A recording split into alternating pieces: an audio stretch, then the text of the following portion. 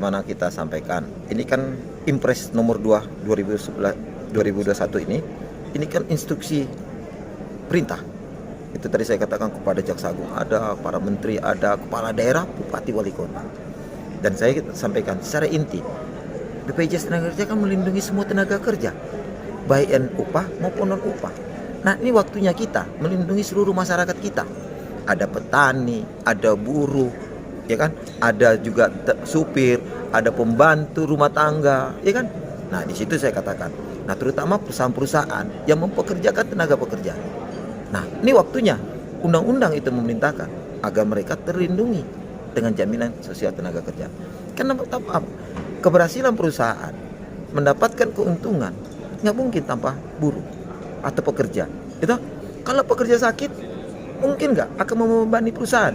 Padahal 1 bulan hanya 17.000, 1 tahun nggak sampai sekitar 200 ya, 200.000. Dia terlindungi, dia kecelakaan dijamin kesehatannya rumah sakit selama perawatan, pasca perawatan, meninggal tadi kata kita tidak inginkan meninggal, di cover kematian, diberikan asuransi beasiswa kepada anak-anaknya.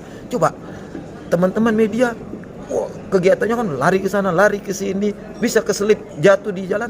Siapa? Kayak kemarin atlet angkat besi jatuh. Kan coba BPJS kan terlindungi semua, Pak. Kalau dia sehat, karena orang kecelakaan bisa jadi seumur hidup, cacat seumur hidup. Para pengusaha, kita juga selaku kepala kantor memperhatikan teman-teman yang tidak tenaga kerja, yang ada upah atau yang tidak ASN atau siapa saja. Supir tadi kita, pembantu rumah tangga kita, siapa saja kita masuki BPJS. Kan 17.000 sebulan, kalaupun 200.000 sebulan paling kita berapa? Ya kan? Anggap aja itu amal ibadah kita, ya kan? Nah, sekarang untuk seluruh KJRI saya perintahkan data semua perusahaan-perusahaan yang BPJS kita ajak untuk mereka. Karena instruksi nih bagaimana mengoptimalkan. Nah, saya ngajak di sini kepala daerah hadir, diwakili kepala dinas. Sama-sama kita duduk bersama bagaimana pendataan tenaga kerja itu kan ada di Dinas Ketenaga Kerja. Nah, kita tinggal. Nah, bagaimana cara penyampaiannya kan? Itu nanti pelan-pelan. Karena jangan langsung perusahaan 1.000 dia baru sekarang udah mulai bawa. Dia kan bisa bertahap. Bagaimana strategi? Itu yang saya katakan tadi. Ini harus kita kembangkan. Jaksa itu tidak dilihat lagi hanya nuntut orang, nyidik orang. Perintah Jaksa Agung kan selama ini mengembalikan marwah kejaksaan. Artinya pastikan jaksa hadir di tengah-tengah masyarakat. Nah, kita sekarang care terhadap tenaga kerja kita, baik itu upah maupun non upah. Nah, melalui apa? Ada program BPJS. Tadi dikatakan instruksi ada pada Jaksa Agung. Ini implementasinya kita temukan. Nah, untuk pemerintah hari ini duduk bersama. Kita coba. Kita paling tidak skop Sulawesi Selatan. Ya, perusahaan nanti kita cara. Kan ada sosialisasi.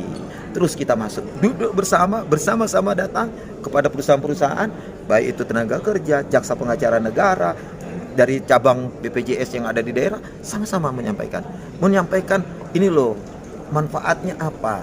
Pak, selain tadi sosialisasi kita mengajak semua, tadi ada saya sampaikan bahwa kejaksaan dari teman-teman BPJS memberikan surat kuasa khusus untuk terhadap tagihan-tagihan iuran tadi BPJS dari perusahaan-perusahaan yang belum.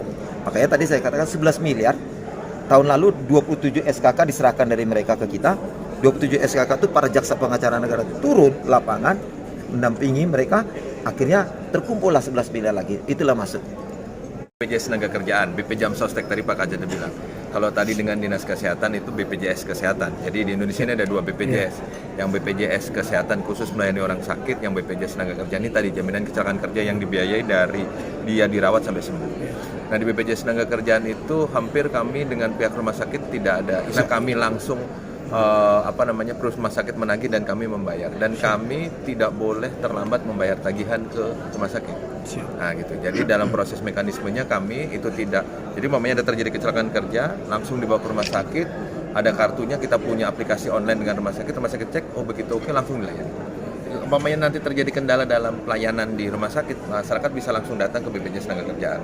Atau tadi masyarakat bisa langsung menghubungi HRD nanti langsung kontak. Kami di setiap perusahaan itu kami taruh satu akun representatif untuk berkoordinasi dengan teman-teman HRD. Jadi insya Allah nggak ada kendala kalau mamanya tadi perusahaan tertib bayar. Tapi kemudian kalau tadi mungkin ada kendala, yang disampaikan Pak Kajati kalau perusahaannya menunggak. Nah, kalau perusahaan menunggak kami tentunya belum bisa melayani. Nah, mekanismenya bisa begini, ketika dia menunggak belum bisa melayani, sementara bayar dulu sendiri. Nanti setelah dipulihkan, dibantu dengan Pak Kajati dan tim, baru nanti mekanismenya rembes kita bayarkan. Jadi sebenarnya tetap bisa kita layani selama nanti iurannya masuk dan dibayarkan kepada kami. Seperti itu.